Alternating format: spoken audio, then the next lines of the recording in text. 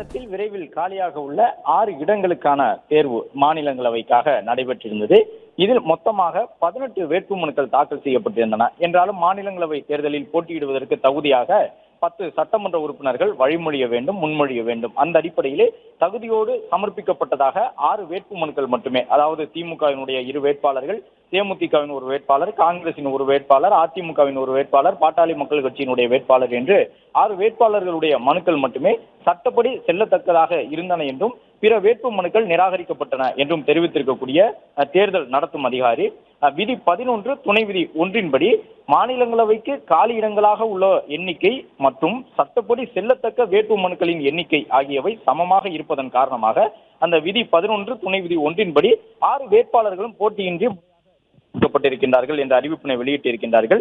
இதன் மூலம் தமிழகத்தில் நடைபெற்று இருக்கக்கூடிய இந்த மாநிலங்களவை தேர்தலுக்கு LK சுதீஷ், அன்புமணி உள்ளிட்ட 6 பேர் தற்பொழுது போட்டியின்றி மாநிலங்களவைக்கு தேர்வாகி இருக்கின்றார்கள்.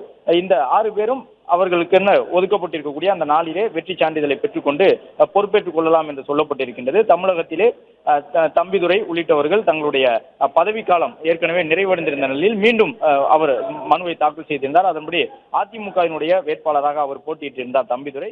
அவர் வெற்றி பெற்றிருக்கின்றார். பிளே ஸ்டோர் மற்றும் ஆப் ஸ்டோரில் இருந்து பாலிமர் செயலியை QR கோடு மூலம் பதிவிறக்கம் செய்யுங்கள்.